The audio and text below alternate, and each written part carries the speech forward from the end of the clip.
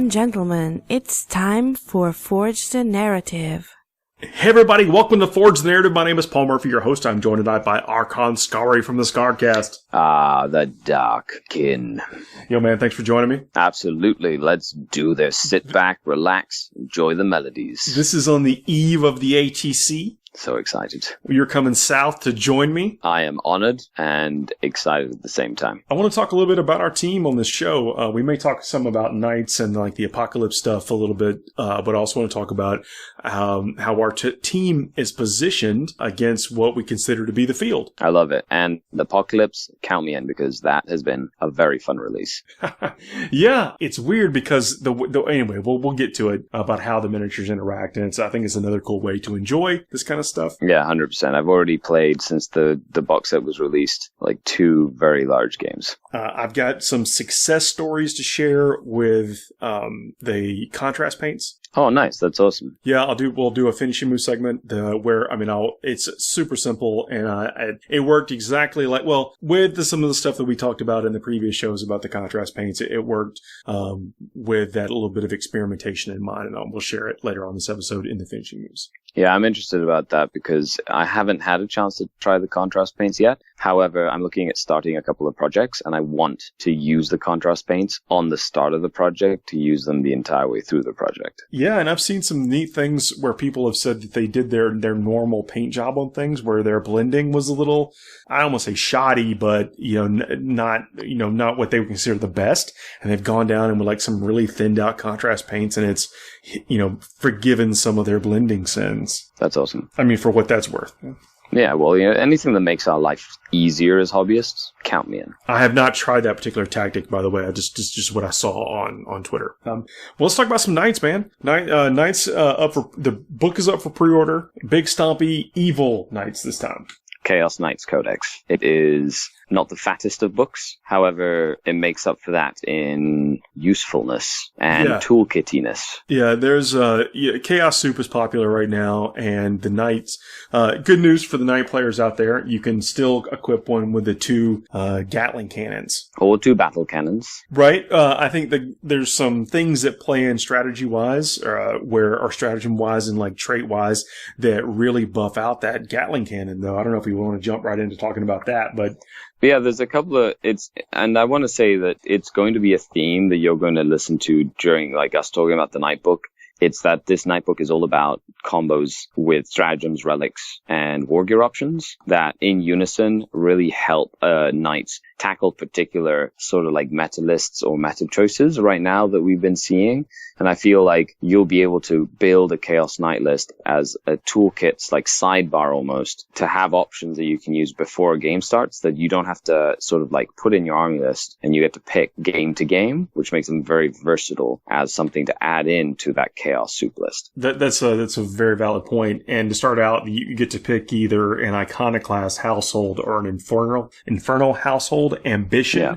And those that we talked about or you mentioned it being like a thin book, and there aren't like individual houses with rules and stuff like there is in the Imperial Knights. These are all fallen. I get where they're going with the theme, but you have 2 main groupings of knights. That's the Iconoclast and the Infernal, and then you could make something a Dreadblade, and we'll get there. But the ambitions, the one that was standing out to me is the Infernal household ambition. There's the Demonic Surge. You can take a mortal wound and roll on this chart, or you can take is D3 mortal wounds and just pick the benefit from the surge that you want.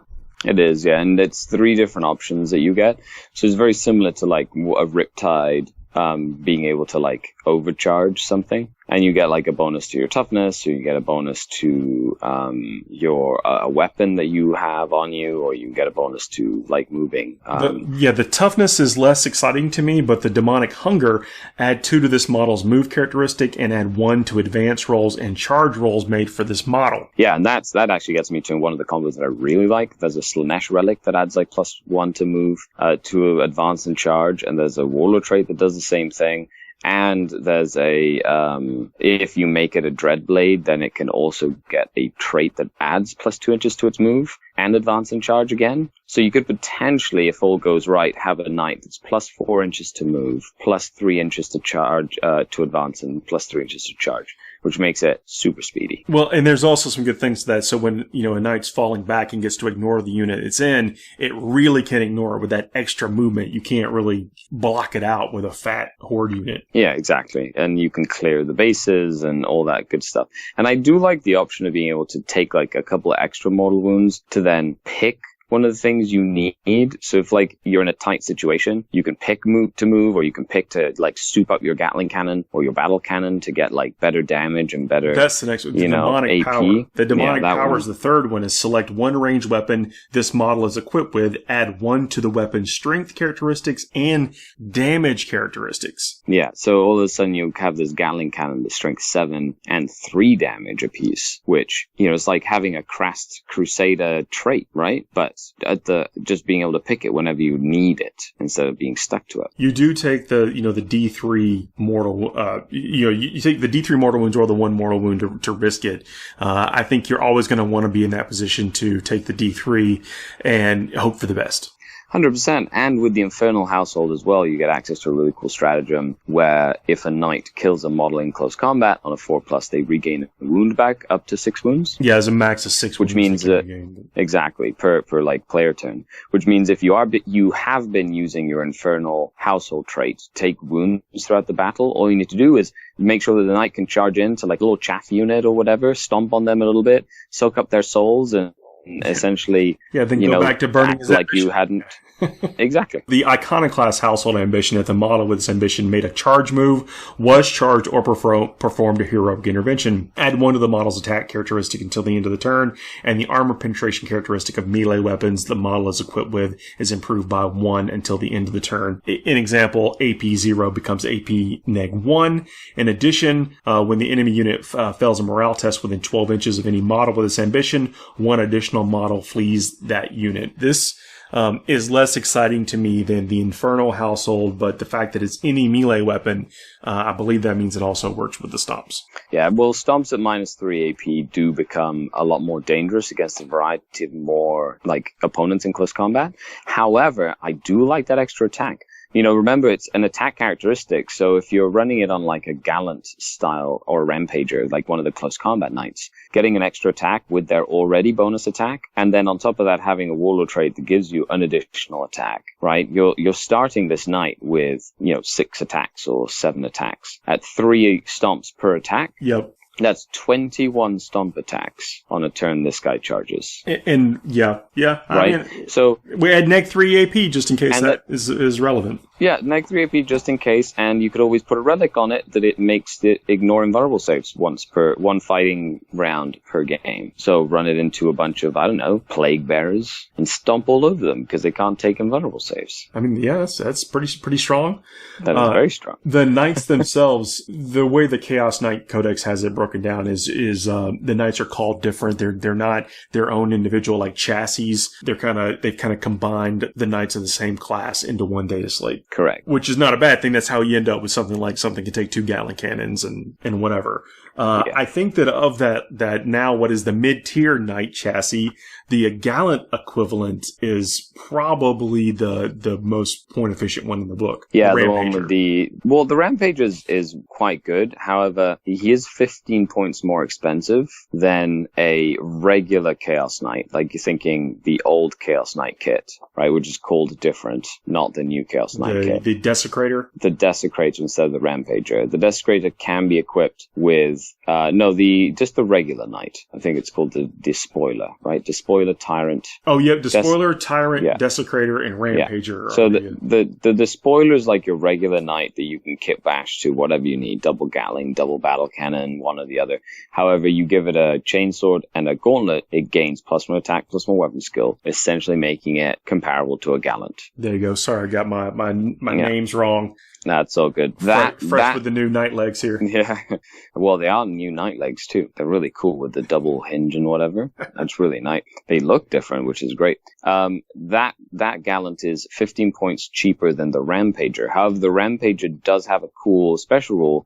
When attacking with its Chainsword or its Gauntlet on an unmodified 6 to hit, it gets an additional hit with that weapon. But it's only with the big weapons like the Chainsword and the Fist. So it can be pretty handy against other knights, essentially. That's the Frenzied Rampage. page you're talking about? Yes, exactly. So it's a special rule that it gets. Is that worth 15 points to you? Maybe, maybe not. Well, I mean, I guess it depends on what you're going to see.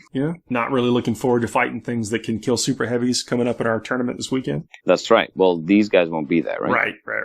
But I'm saying that's, I would not want to do that in the list I've been taking. I would not want to fight against that. Correct. Especially one that moves super fast and gets in your face and can advance and charge and all that stuff. And then ignore my 20 conscripts and 100%. Come over here. That Avenger Gatling cannon, in case people have forgotten about it, it's a 36-inch range weapon, heavy 12. So, with the move of the knights, really effective 48-inch range, which is impressive. Base strength 6, neg 2 damage, neg 2 AP 2 damage. Yeah, and that's probably one of your most bog standard, Chaos Knight weapons that you see a lot. And combine that with a sorcerer that can death hex a target, and you're in business. There's been a lot of, contention over, not that you can do it, but that you should be able to do it. That you should be able to death hex something? That other things from different factions should benefit from the death hex, similar to way that the Doom and Jink thing happens. Was changed, yeah. I think it's a totally different power, it is definitely very different, in my opinion.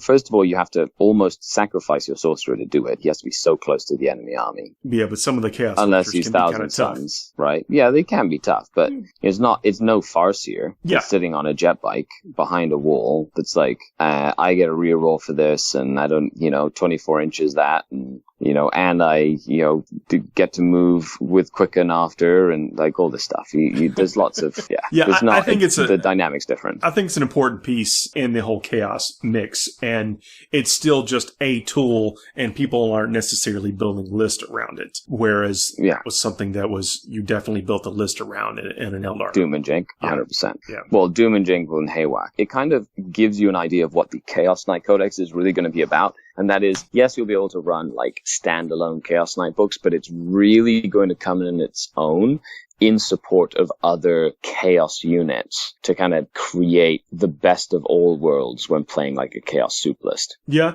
Do you think they're actually going to make their way in? And we can talk more about some of the combos and stratagems, and maybe that will that will help reinforce whatever opinion you have.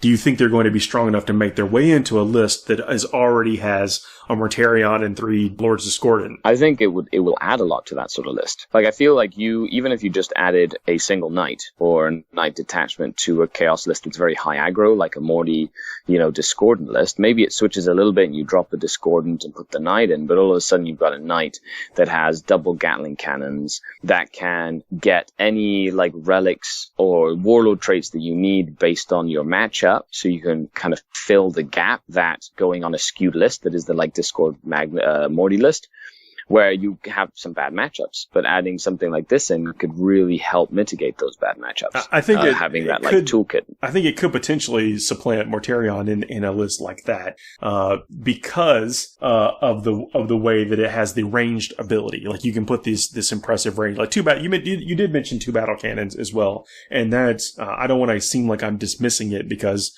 I think there's a place for the battle cannons in the world today. I think the battle cannons overall, not only is that option cheaper, take the double battle cannon knight than the Gatling cannon knight, you get a lot more range, which allows you to basically touch any part of the battlefield, and combined with the ignore negative modifiers to hit relic, the double battle cannon knight I think would be even more dangerous against the current Latok flyer spam list that we're seeing. Being able to ignore to hit modifiers, that is an ability they can get. So obviously the flyers, potentially being neg 2 at 12-inch range. But with the battle cannon, it means that no matter what this deployment style on is the board, that knight is going to be able to go out and reach that plane, even if the opponent's trying to put him right in the corner and stop the knight from shooting at them. Effective 84-inch threat range. Exactly. Yeah. I think the 2d6 is a little streaky. It's B4d6. Right. Well, 2d6 per shot is a little streaky, but once you double it up. Just focus fire. Don't get greedy. Just focus fire. That's one of the downfalls. Sometimes it's getting a little too greedy. Yeah. If you're splitting your fire and stuff, then on top of that, you could add one of the rocket pods on the carapace, and all of a sudden you have an additional weapon that also ignores negative modifiers to hit. Always fire one more shot than you need. in the early phases of the game. And let me talk about that for a second. The knights, I mean, let's be realistic. Almost any list you're going to see out there can bring down a single knight. Yes. If you're not building a list right now in the meta that can take on a knight, you won't be able to deal with a lot of the big threats out there. Lord Discordance or Morty or.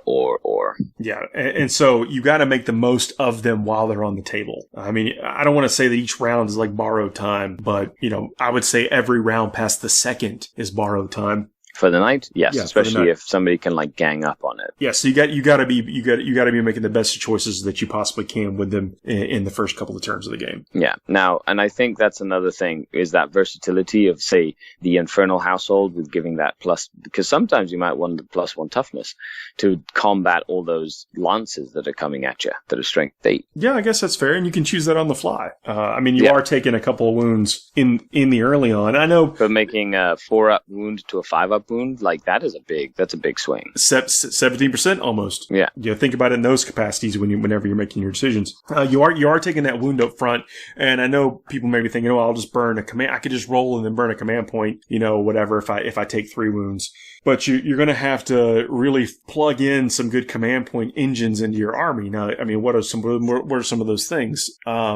Corsairs. The Red Corsairs. Yeah. I think we're going to see, like, with the advent of bringing in those Chaos Renegades in Blackstone Fortress, we'll see some cheap battalions and maybe even brigades in the future from Chaos. I feel like the mix, like, I think that throwing these Chaos Knights into that Chaos mix is going to have some people going back to the drawing board. And, well, of course, we're going to have like an FAQ come out for the Knights Codex in a couple of weeks, and that'll really kind of solidify, some of the gray areas here or there. They've written the book quite well. And I think that it'll take 3 to 4 weeks to really kind of see the impact of this codex in the competitive scene. Yeah, we got to get through 2 major tournaments. We got to get through, before people are really going to start be playing with this, we got the ATC and then the ETC, yes, which lists are already locked for, and this is not something people can take for that. And so I think once that stuff flows out, we'll start to see kind of a rush of people. And I think a lot of the thing is a lot of players out there, and this is the same with the Knight book. When the Knight Codex was released, Knights hit the meta by storm.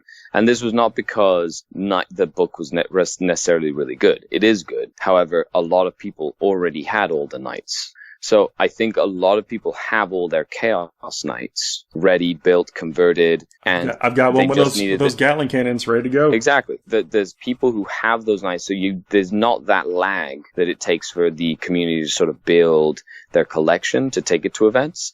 People have it on the shelf right now, and they're just waiting for an excuse to put it on the table. Yep, I could get behind that. The Knight Desecrator, that's the one that has the potential to get the Laser Destructor on the medium Knight chassis. Yes, that's and it's one of the cheapest Knight variants. It's a heavy D3, which is, I guess, streaky, but it is strength 14, neg 4 AP with D6 damage with the potential to do D3 mortal wounds on the roll of a 6. Yeah, 2 wounds, yeah, which is not bad. And there's a relic option that makes it heavy 3 straight up and strength 16, so you're wounding knights on 2s. With D6 damage, and then with the ability to get the extra D3, in my opinion, I think it's a little bit of a reach, but when everything lines up, it's going to be great, although it's difficult to bank on that. It's not the most reliable knight. If you want a knight that's reliable at shooting down targets, that's not the knight you're going to take. Except if you're a hobbyist out there that really enjoys the autocannon, like Helverin style knights, which are called war dogs now,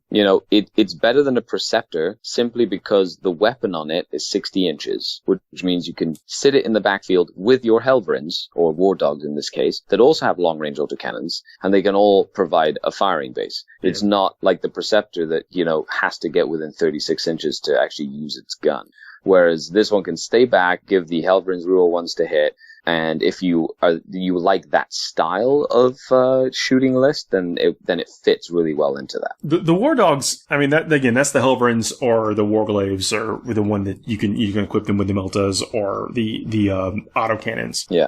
I think that your points are going to probably be spent differently in a chaos list. I mean, you're going to be picking up demons. You're going to be picking up Chaos Space Marines. The Forge World Dreadnoughts. Good point. Yeah, Derrideos and Contemptors, those fit the role of a Helverin and are usually more efficient. I think that's the case. But if you're building an all-night list, then at least the option is there for you, and it is the 60-inch heavy 2d3 strength 7 neg 1 AP, but 3 damage flat weapons, and they don't take a penalty for moving and shooting. Yes, they don't. They're really good at providing, like, you know, getting rid of like small like vehicles and things like that. Like, they're quite efficient at that. I've seen people use them because you take them in the squads of 3. Yeah, and then it gives you some ability to, you know, from that one choice, you then get to move out and claim 3 objectives, or, you know, they do move really quickly. Something I do like about the Chaos entry though is you can mix and match. So you can have like 1 Helverin and 2 of the Warglaives, like 1 of the shooty ones, 2 of the close combat ones, or vice versa. So you're not like, you don't have to commit to one or the other depending on what style of list you're building. Yeah, and I guess that chain cleaver, if you're building an aggressive kind of in your face list, which it sounds like that's kind of what we're suggesting anyway, is moving a lot of stuff forward. You know, it does get 8 attacks or something with it. I mean, yeah. Plus, depending on what household you do it, you know, you could have them either be Infernal or be Iconoclast, the same as the big knights. And there is a cool stratagem to give them reroll misses with shooting with their autocannons. It's just like a stratagem, and normally you have to be a house specific and to use that, I think, in the Imperial Codex. Yeah, and that's one thing I know we mentioned it, but yeah, there are no specific houses. There's just those 2 delineations, and then you can choose to become a Dreadblade. And you can make one of your knights a Dreadblade. If your army's Battleforged, any knight, this is all of your knights in your detachment, can be designated a Dreadblade if you want. It means they add an additional keyword, which is Dreadblade, to their keywords.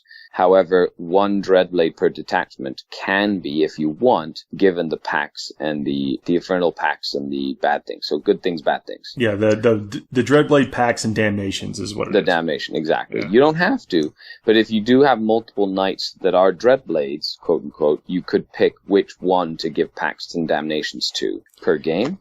So that's another option you have. The only thing is, there are some relics and or stratagems that do not work on knights that have been given the Dreadblade keyword. Yeah, I gotcha. You either roll and get 2 packs from the pack list, or you get to choose one. And one bad thing about if you roll and get doubles, the other one is discarded. So I think you're better off just picking. Yeah, unless you want to get greedy. There's also a relic in there that lets you pick another, like get another pact and another bad thing. But I like how they did it. It's like you can either roll for 2 good things and kind of gamble, and then, or pick 1 good thing that you really need, and then for the bad things, you can either pick 2 things and pick like the 2 of lesser of the evils, or roll for 1 random one and hope that you don't get the worst one. If you are a true servant of chaos, you will always roll. Exactly. Plus, it only affects you if you fail a leadership test. Oh, well, that's the damnation side. So after determining the model's packs, you must then either select 2 different damnations from the table below, or roll 1d6 to randomly generate a single damnation. So you got to choose the packs, and then once you do that, you go with the damnation chart. Exactly. And then during the game, every turn you roll, essentially, and if you fail a leadership test, then the damnation kicks in for your Dreadblade. It's your leadership that you have to roll, and you can have the Forsaken damnation, which is neg 1. Right? So if any which would not be good. Have a damnations roll 2d6 for each of them at the start of each of your turns, subtracting 1 from the result if they have the Forsaken damnation. If the result is less than the Dreadblade's leadership characteristic, their damnations do not apply that turn. Otherwise, their damnations apply until the start of your next turn. But there are some really cool pacts in there. I guess I can quickly run down them. When resolving attacks, this is the path to glory. When resolving an attack made by this model against a character or Titanic unit, you can reroll the hit roll. Thunderous charge. After the model finishes a charge move, roll a d6 for each enemy unit within 1 inch of this model. For each 4+ unit being rolled for, suffers d3 mortal wounds. Demonic vigor. When the pact is chosen or generated, roll d6. On a 1 to 3, add 2 to this model's move characteristic. On a 4 to 5, improve this model's weapon skill by 1. On a 6, improve this model's ballistic skill by 1. Knower of profane secrets. Add 1 to this model's leadership characteristic at the start of the first battle round. If any models in your army with this pact are on the battlefield, you gain 1 command point. Yeah, like literally, it's like a free command point for your army. Yeah, it's a free reroll you just got. I mean, if you want to look at it that way. We can use it for anything, but a free reroll. You can use it for anything. It's just a free command point. Yeah. Like, you get +1 leadership, and then you can just get a command point at the start of the game. As long as you pick one of your knights in one of your detachments to get this one thing. Galvanized Hull, when resolving an attack made with a weapon with an armor penetration characteristic of -1 against this model, the weapon is armor penetration characteristic of 0 for that attack. Now, I want to let everybody know you can actually pick like a little Helverin or a War Dog to be a Dreadblade and just give an extra command point to the whole army. Yeah, and that way you don't necessarily care so much if the damnation triggers. 100%. Archfiend, this model can perform heroic intervention as if it were a character. It can do so if there are any enemy units within 6 inches instead of 3. When doing so, it can move it to 6 inches instead of 3. That's really powerful, especially being knights that can heroically intervene as a character and being able to like stand near an objective and basically be like, nobody can take this objective without fighting me. That can be really powerful. Yeah. Let's take a quick break. Then we'll come back, talk about a few of the stratagems. Yeah, let's do it. All right, man. See you in a minute. FTN is brought to you by Discount Games Inc. Please visit them at www.discountgamesinc.com. And don't forget to ask Jay about ways to save even more on your hobby projects. Hey everybody, we are back. Still got Scary here. I haven't. So we never got left. Yeah, well, we have some of the familiar stratagems, things like Death Grip, the Sky Reaper protocols. Get extra relics or extra warlord traits. What? Yeah, so all that stuff is in here in some capacity, but there's also some new stuff, some especially chaosy type stuff. I do like they kept full tilt in there. Oh yeah, select one Chaos Knight model from your army. That model can charge even if it advanced this turn. That's very important to the stuff we were talking about. It's 2 command points, so it's a an investment. But being able to have a knight like just jump up the field super fast, crazy good. It's really nice that Chaos Knight's got that stratagem as well. So there's a couple different categories of stratagems. There's stuff that's just Chaos Knight stuff. Then you've got stuff that's in Iconoclast and stuff that's Infernal. Yeah, so there's, I think, 5 Iconoclast, 5 Infernal specific stratagems. And then there's also stratagems that are like just for the Tyrant, which is like the Castellan variant. And there are some that don't work on Dreadblades. And there are some that are like Dreadblade only, even. Yeah, we've got, so there's the Pack Dogs. Is there an Imperial equivalent of that?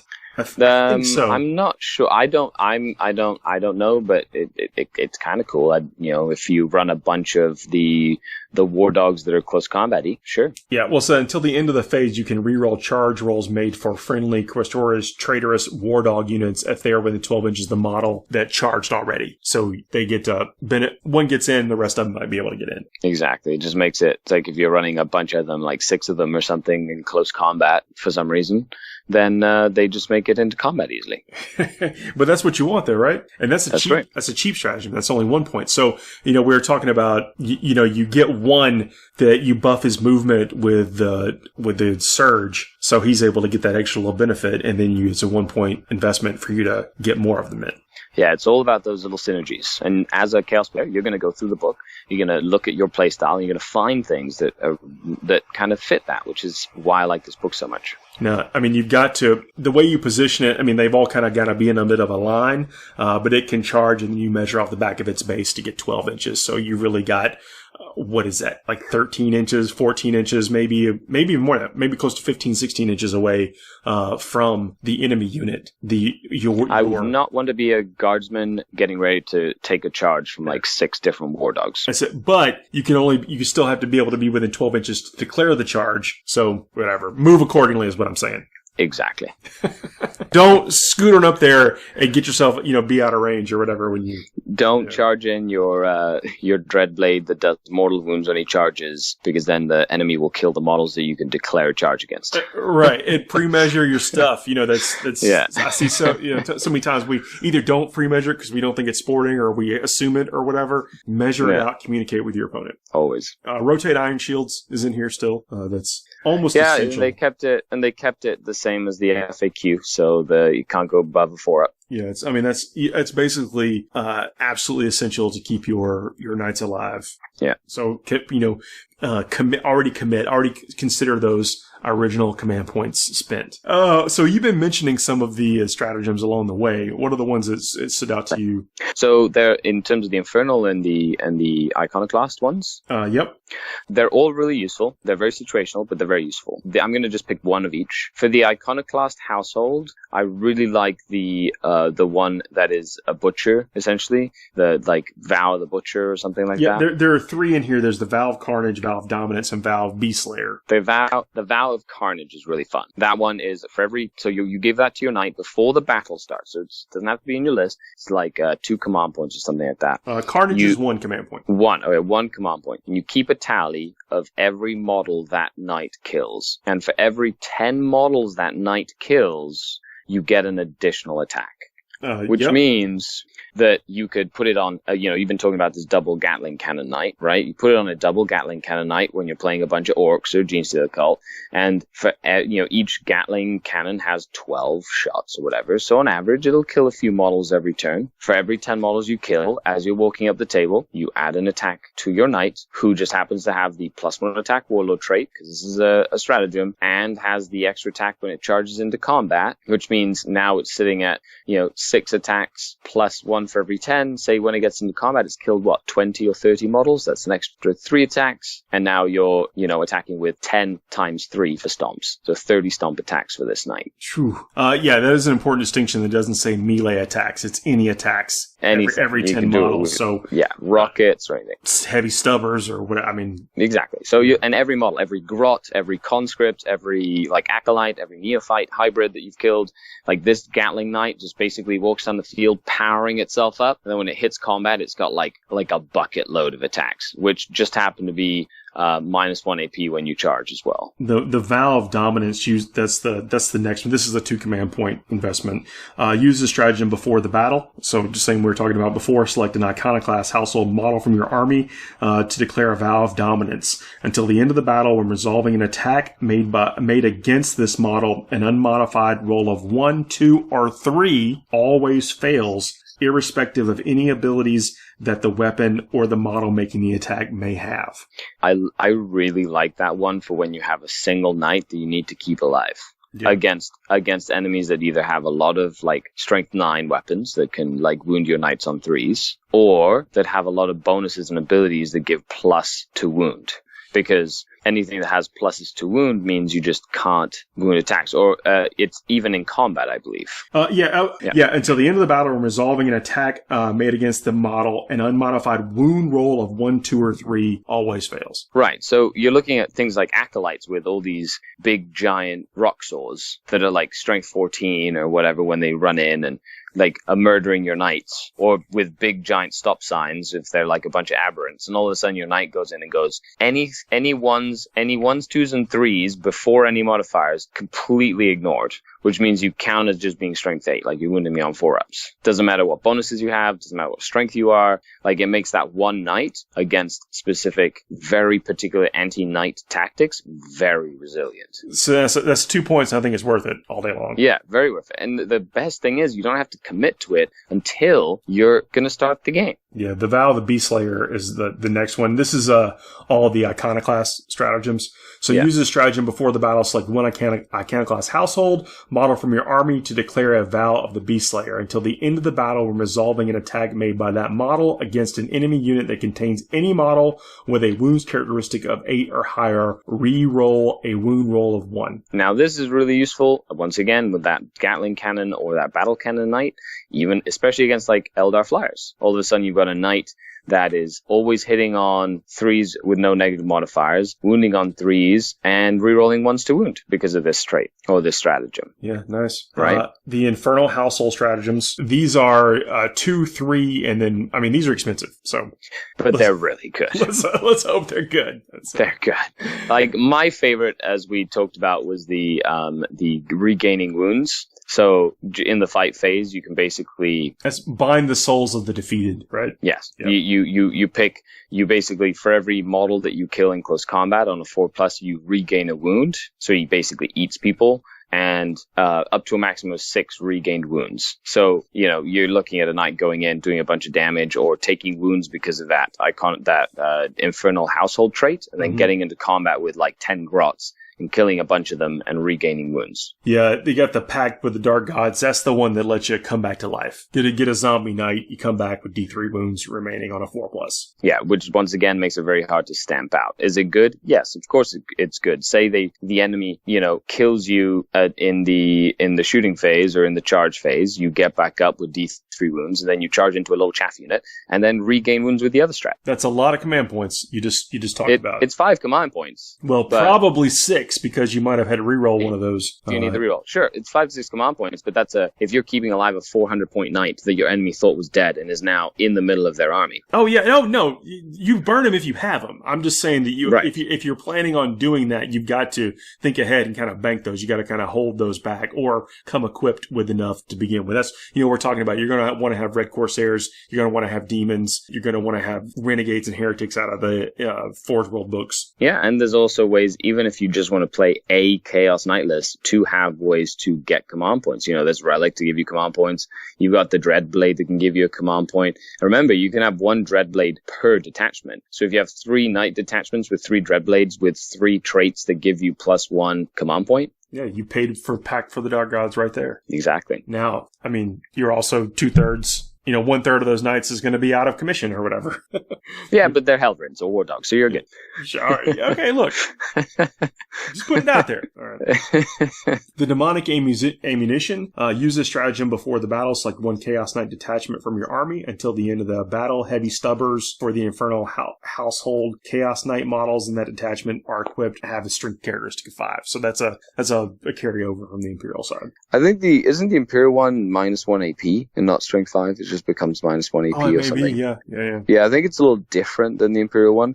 However, never underestimate a bunch of strength 5 36-inch range guns. Yeah, I agree. I fired them every time from the back of the Stormlord just because why not? Exactly. And me being someone that has a bunch of toughness 5 venoms, let's just say I'm not very excited about, facing a bunch of strength 5 guns. And the neat thing, like you've pointed out with some of the other ones, is you can burn it when you think you need it. It's not something you have to commit to before the game starts or before you make your army list. Yeah, and almost every knight has maybe 1 or 2 heavy stubbers. The last one here is the Diabolic Rift. This is the one that until the end of the phase, when a psychic test is taken for an enemy model within 12 inches of any Chaos Knight, Infernal Household models from your army, that enemy model suffers Perils of the Warp on any dice roll. Yeah, you better not. Of 1s and 6s. You better keep your Psychers away from those knights. This is a 2 command point stratagem, and it is only 12-inch range, but there's a lot of Psychers out there right now. It is a disruptive stratagem. Yeah, I think you can Very catch people. disruptive. When you granted, this is when the enemy makes a psychic test, so you have to be really close to them for this to kick off, because they can just move away, in their movement phase. Exactly. You make this happen, like in the Psychers movement phase, you can just make sure that the Psychers are not within 12 inches of any knights, and then this stratagem is useless. However, if you're putting a lot of pressure on the enemy with knights that are up in their face, it can be hard to navigate that. Yeah, and it is... Especially if you have them staggered everywhere. So, if you happen to get a charge off and it puts you within 3 or 4, inches of a character or whatever, so their walking movement can't get them out of range. And where is the walking movement a factor? Ahriman on foot? Yeah, I think it's like 5 or 6 inches without an advance. We've seen, right, with the advance now, look, I'm with you. So this is going to be very difficult to get him in there, but we've seen, Terminators, we've seen a lot of demonic heralds, they're mostly on foot. So it's possible. I think it's just kind of unlikely that they'll still be within range. Yeah. However, forcing your opponent to have to deal with that can be game winning in and of itself. Forces people out of position. Yep. Or means that your opponent, when they commit later in the game, they just can't rely on that psychic phase if they need to get, say, the Demon Princes into close combat or things like that. Moving their Psychers may potentially put them out of range to whatever unit they want to cast on. Exactly. Or, to charge into, or, to get to an objective. Yes, again, it's gonna be situational, very situational. But you made a good point with the Demon Princes, because Demon Princes do not typically, you don't want to be wasting their potential just kind of standing on something somewhere. It's a very expensive paperweight. Yeah, and then I guess some things, but not everything, like Morteria doesn't necessarily have to cast psychic powers. We don't see Magus as much they just anymore. walk in and just beat you up. Yeah. Like, hey, I'm not going to risk it or whatever. Maybe he just takes it and then still comes in and kills you. I don't know. I think this will be difficult to pull off, but it won't be impossible. No, plus there's some really cool like relics in there that also help against psychers. And so if you are playing like an anti-psyker list within an Infernal household, not only do you have access to this stratagem, but you could make, one night deny the witch, another night become a psyker with smite and deny the witch, and have a 5-up feel no pain against mortal wounds in the psychic phase. Like, there's a lot of cool synergies. The Artifacts of Tyranny, that's the relic, and you're talking about the Tzeentchian Pyro Throne. The Tzeentchian Pyro Throne. Yeah, very fun. The model becomes a psyker, and if it perils with a warp, it essentially goes supernova.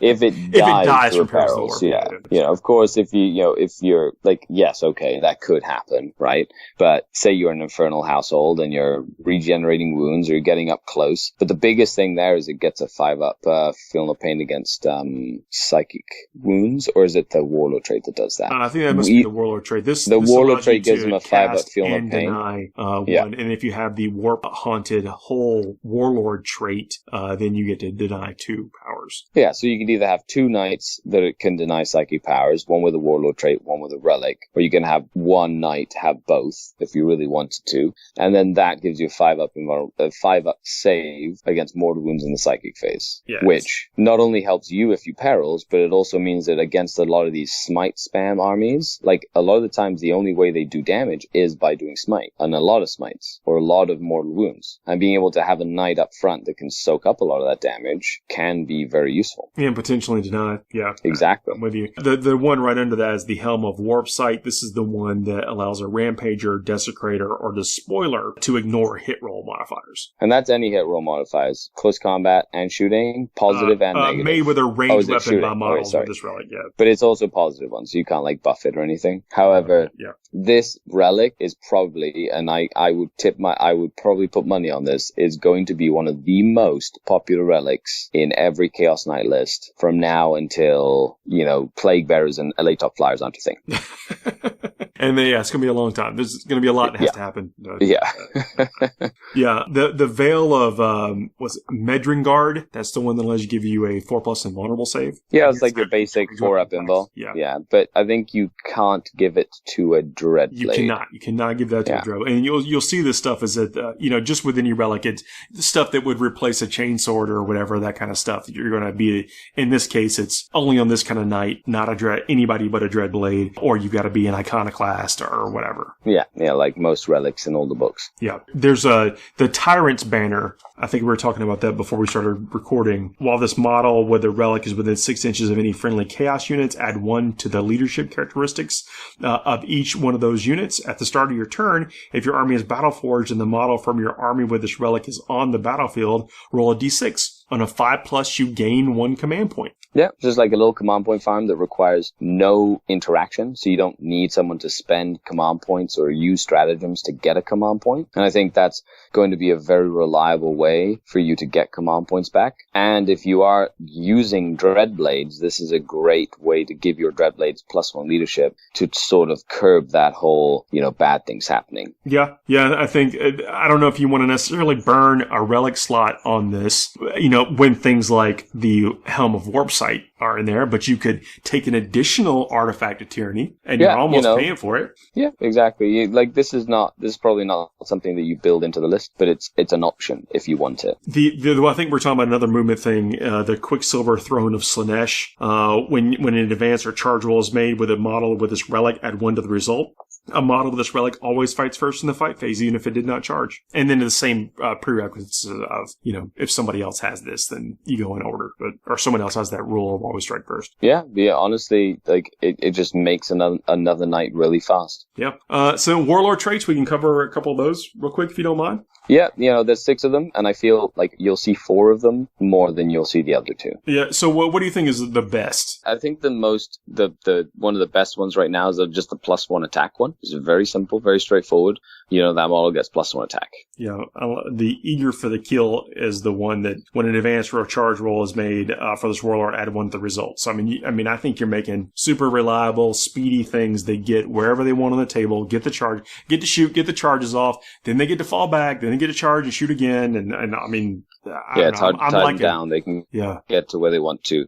And then I like the one that makes him a psyker and gives him the 5+ feel of pain against psychic powers, just because we are seeing a lot of psychic armies. It's when they lose a mortal wound. Yes, in the psychic phase. Yeah, then it's on a 5+, the wound is not lost. But the amount of like weird boys you're seeing right now in the meta, and the like things that can like throw mortal wounds down range, like in the psychic phase, it's not to be scoffed at. Yeah, especially if your plan is to run your knights up, which I think that is the best thing to do. You're going to be within smite range from all this stuff. So make yourself a little bit more durable, insulated to that. Can't hurt. I don't know. I think you're going to want to take that's probably third on my list. Yeah. There's other ones. This is just one of the 4 that I feel you'll see better than the other ones. Yeah, I mean, I like it. Well, let's take another quick break. We'll come back and talk about that also chaos-themed contrast finishing move. See you in a second. Mm-hmm. We're sponsored by Fermaterra. With their sturdy, lightweight and portable tables, you can make war anywhere. Please visit them at www.fermaterra.com. Hey everybody, we are back. Thanks for listening to the word from our sponsors. Going to have some interesting news from both of our sponsors coming up soon. Both Discount Games Inc. with some things I'm really excited to talk about. I don't know if I can talk about it yet, but if you guys have been dealing with Jay, he's absolutely awesome, and we kind of hatched something that is going to be fun. Stay tuned. Why do you tantalize me with such half information? I'll tell you some objective markers that are neat, that serve a dual purpose. I just spoiled it. Look, whatever. Got some stuff well, you know what? I'm color me excited. I do like things that serve a real function for like how to score and look cool on the table. So, that stuff's coming. I like it. And also from Fermaterra, Joe from Fermaterra, who has been on the show before, has some stuff. I don't know if I'm supposed to talk about. Look, I'm just spoiling it all. There's stuff coming, and it's exciting. That's okay. Our Lamians have ways to make you talk. That's right. That's it. You put the screws to me during the break. But please hit up our sponsors.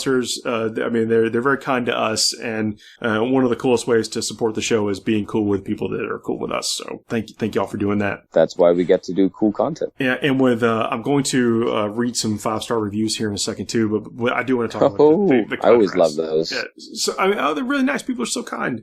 Thanks everybody. But I'll read a couple here in a minute. So the contrast, that I'm not having that straight out of the pot success that everyone else is having. I shouldn't say everyone else, but a lot of people seem to be exhibiting. But I have found some ways that work for me. And I say it straight out of the pot. It's probably just the colors that I've chosen, because Gilliman Flesh, amazing. Snakebite Leather, also amazing. Right out of the pot, does what they're supposed to do. Cool. But I've been painting the pink horse, and I've been putting up some pics on Instagram. I'm at Fights with Dice, and on Twitter, Warmaster_TPM of, I'm back on I've been out of town and traveling a bit for work. So I haven't had the hobby time that I've wanted, so my pictures have slowed down, but I'm back on the horse. And I thought, what better? These pink horrors aren't going to paint themselves. So what I did was took, and I've said this before, but it thinned down 2-to-1, 2 of the contrast medium to 1 of the Volupus pink, and straight on the miniature in 1 thick coat, and it did exactly what all the promises of the paint has done. That's good. I did see some of the pictures, and they are looking quite nice. I did some where I thinned down with water, and it's passable. I just wanted to experiment with it. Do I need the contrast medium? Can I get by with water? And the contrast medium was very passable. I'm sorry, the water was very passable. Although the effect from the contrast medium was significant enough that I went back to the contrast medium. Yeah, that makes sense. They have been saying that they recommend that. Well, I mean, sure, but what else, are they going to say? That's true. I'm glad you experimented with it, though. Yeah, and I got to ask the question, will it work with Lamia medium? And the answer is I have no idea. I don't know. I assume that they are both acrylic in nature, and so maybe, but what I did experiment with was water, and I felt better about the results with the contrast medium, so I went back to doing that. And I got the results that I got from the pictures with the pink horror it's 2 parts of the contrast medium, or 2-to-1 water, whatever, depending on which one you're looking at in the picture. And then 1 part of the Volupus pink. And then the only thing I did to really make it pop was I went in with a very light dry brush of some white. on just kind of make it pop. just the raised details. And I'm telling you, I'm really pleased with the effect.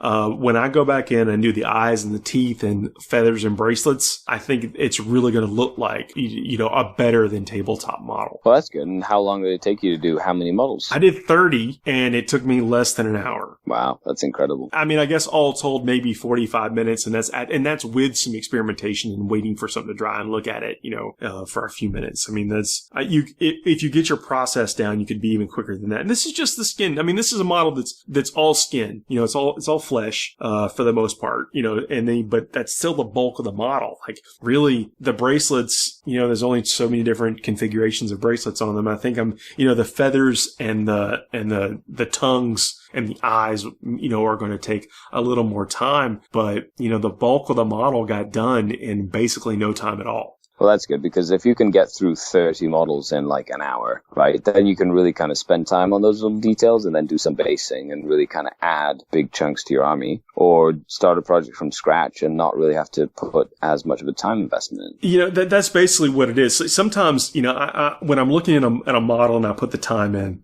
and then I realize that I don't have, I've spent X amount of time and I don't have that much to look at yet. Here, exactly. I've basically got the whole model done. I mean, it feels like a model has been done. Well, I think I'm going to have to experiment myself. Like, I'm going to be painting my Blood Bowl team soon, and I cannot wait to, pull out some contrast paints like that snakebite leather and stuff like that, just to kind of get a lot of their leathery parts done quickly. Pouches and boots. I think the snakebite leather is going to just be exactly what the doctor ordered. I mean, I just remember that name for the paint too, like snakebite leather. It's an old GW paint color that they didn't make for a long time, and I'm glad that it's back. Oh, it is incredibly nostalgic.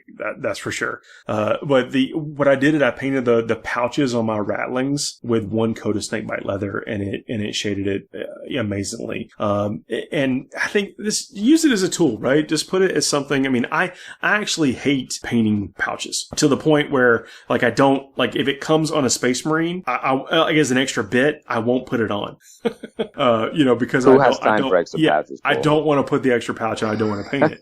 But I felt pretty empowered after using it with the pouches. The model that came with, like a fantasy model or Sigmar model, they have pouches and buckles and stuff all over the place. You can't get away from it. They just come molded on the model. Well, so I guess they get your file and get ready to rock and roll. Well, if that's what's holding you back, the contrast paints, keep them as, you don't have to get the whole range, but for stuff like if there's something, especially it's a detail on a model, maybe you don't like painting bolters. What I found was with the Black Templar, I'm able to basically slop it on and I get a passable black effect. Like for tracks, I used just one brush stroke on tracks and it covered it, got all the crevices. The paint's heavier, I guess, because of the pigment, but it got down. It didn't take me 10 brush strokes to go over one area track. I've also heard that contrast works well on like like a metallic base coat to really kind of bring out the color. Like there was some people doing, like doing metals, like on an Alpha Legion and whatnot, doing some of the blues and greens and really kind of bring out a very cool effect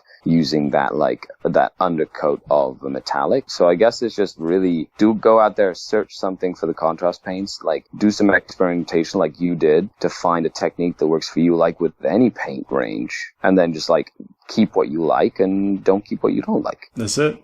Hey, let's read some reviews. So I've made a promise, read 5-star reviews wherever you leave it. This particular ones I'm reading are out of iTunes, but whenever we can see it on the aggregators, anywhere that the podcast is published, please leave, whatever the best review you can or a positive comment or something, because that's how other people discover the show. And then we get to talk to more folks and hear more stuff. We get, stuff in all the time about people's lists that they're making now. Sometimes people ask about lists from other folks and we're able to kind of put them together. It's just a great community. And comments like this and reviews are how other people are able to find us that may not have heard the show yet. Just got a comment in that says, hey, I'm listening on the house iPad for the first time, so you might as well leave another 5-star comment. I don't think it works that way. I think you only get the one. I think it replaces the other one, but thank you very much anyway for the thought.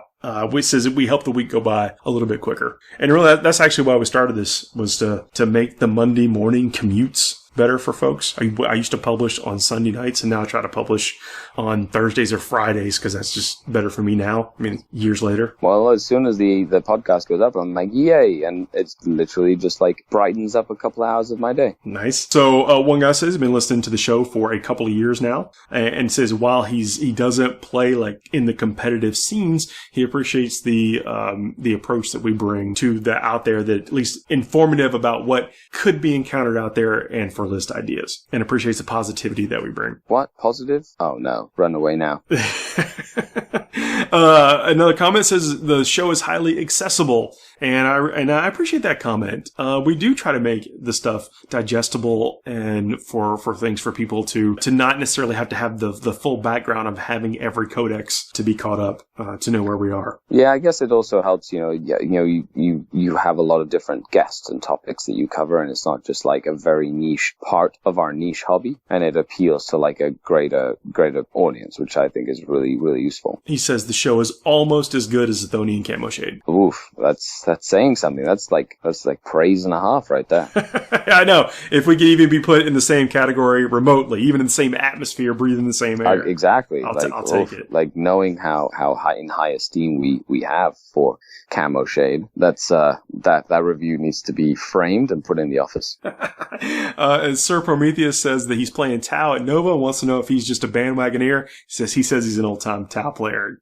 Wants to know how to cope with the new Tau success in the Tau meta. Is he going to be seen as a Johnny-come-lately? As a original Drukhari player over here, you ride that wave, sir. You ride that wave until the wave don't give no more. Yeah, you are not a 40k hipster. That's actually the comment he used. I'm paraphrasing some of the comments because it's hard to talk and read at the same time. But yeah, but you're not. And look, man. I mean, people play what you want to play. I mean, I know he was being tongue in cheek with his comment, but in general, like don't ever worry about that. Yeah, just play what you want to play. Some people are gonna be haters, and as long as you're a friendly guy when you get to the table and you're a friendly guy when you leave the table, like you're good. Yeah, some people are always chasing the meta, and sometimes you find out the meta's chasing you. And sometimes you buy 36 Biovores only to get a rule of 3 put on you 1 week later. Who hasn't been there? Exactly. Sometimes your conscripts go up to 4 points apiece. Yep, yeah, and then they can't use orders and your commissars, and oh man, don't even get me started down this rabbit hole. So the moral of the story is just ride that wave, sir. Yeah, that's it. Well, I mean, Scar, I appreciate you coming on with me. Now, we said we are going to talk about our ATC team, so I hope you got a few more minutes. Absolutely. So you're on the team. Am I? Oh no. You were definitely on the team, and we are, we've got, what do we have? We've got an Eldari, we've got a Gene Stealer Cult list, which is brutal. That's the one I've been playtesting against the most. Only because the guy that's playing Gene Stealer Cult for our team is the guy that I playtested against the most for tournament there stuff. You go. Yeah. So it worked out. I got to test his list, and I got to kind of perfect my list against such a brutal adversary. That's the best way of practicing. Just saying. Yep. Then we got your list. You want to talk about what you're bringing? I'm bringing a list very similar to what I ran most of all of last season, which was very reliable Talus Grotesques, Racks, and a Cavalite Firebase. There's, if like all the lists have been published, so if you want to really take a look at the Wrong Way Kids lists and pull us up, you can. Needless to say, my Drukhari list is designed to work well in a variety of different environments, lots of different opponents, and I played with it so much. I could. It was like riding a bicycle once I started playing it again practicing for the ATC. You got six Talos. I missed this. Yeah, yes, right. 6 Talos. 6 Talos, 8 Grotesques, 24 Racks and 3 squads, Urien and Homunculus, 3 Ravagers, a Void Raven and a Razorwing Jet Fighter with an Archon. Yeah, that's a pretty impressive Firebase. And your Ravager stuff is Black Hand, right? They're all Black Heart, yeah. So giving you that Vect, which, number 1 stratagem in the game still. It is incredible. I have no shame when I have enough command points to do it like 3 times to someone in 1 turn. Yeah. And we got a Chaos Soup list. So I mean, I think our army choices, the faction choices, I should say, are going to be fairly common with teams. I agree. I think, they're one of the toughest, like the list of some of the toughest lists in the meta at the moment. And, back that up with good player skill and then not messing up the pairings when we put pairings out. And I feel like the Wrong Way Kids will not be going the wrong way to the finish line. Well, look, I'm looking forward to it. I think that we are with the list that we've got. We got a couple of meta breaker lists, and I think that that's in the form of like the Guard and the Gene Stealer Cult stuff. And then you've got some stuff like yours, which is way out. I mean, it's just it may be so out there in front of the meta that it is a meta breaker, but it's just an incredibly strong list. It is. Then we got some solid. It's a good list. Yeah. Then we got some solid choices like yours and Carter's, which is the Eldari list. It's kind of hard. I don't say it's hard to go wrong, but you guys have made some what I think are some really good choices with your list, which should position us to do okay. So now with just a little bit of luck with pairings, matchups, pairings and matchups, and maybe some average dice. We'll see. That's all we can hope for, right? Average dice. It's all ever want. Just average dice. I think that's you sitting in your car, like I wish so too, and we're all one big connected family worldwide. Yeah. Commiserate together with our dice. Yeah. But if we can get, that's really part of it is, there are lists out there or teams out there, and that's one of the beauty of this event is that you could get paired up against a team that just has counters for everything you've got, and then it's how you kind of fiendishly dodge them. Yeah, if they're easy to dodge them or painstakingly get as many points as possible. All right. Well, then you got to go back to the fundamentals of the game. Like we can in any 3-rounder or any tournament, you could be outlisted, but you just got to pick good secondaries and then good secondaries. Use the terrain to your advantage. Play to the mission. Don't overextend. And just make sure you don't just take that all gamble of all or nothing unless your team really needs it. Yeah. So we're gonna maybe get some. Well, since we'll be there, maybe we can do some intraday reports on one of our media outlets or something. I love it. I even have my guy Damien made me a thumbnail for my Archon Scari's Traveling Adventures, the ATC Diaries. Oh, nice. Yeah. Maybe I can sneak onto that. All right, no, absolutely, because you have your YouTube page as well, so we'll be doing some cool content out there. Yeah, man. Well, I mean, again, thanks again for joining me, and I'll be picking you up from the airport tomorrow night. I am excited. Good old planes. We're going to get there. We're going to win. We're going to win some games. I'm going to promise that we're going to win some games. It's just one game at a time. One round at a time. One game at a time. That's all you can really focus on. It's like a sports team. They focus on one game at a time. What's right in front of you. Exactly. It's the only thing you can think about. If you think too far ahead, then you're not thinking like a champion. Good night, everybody. Good night, everybody. Bye.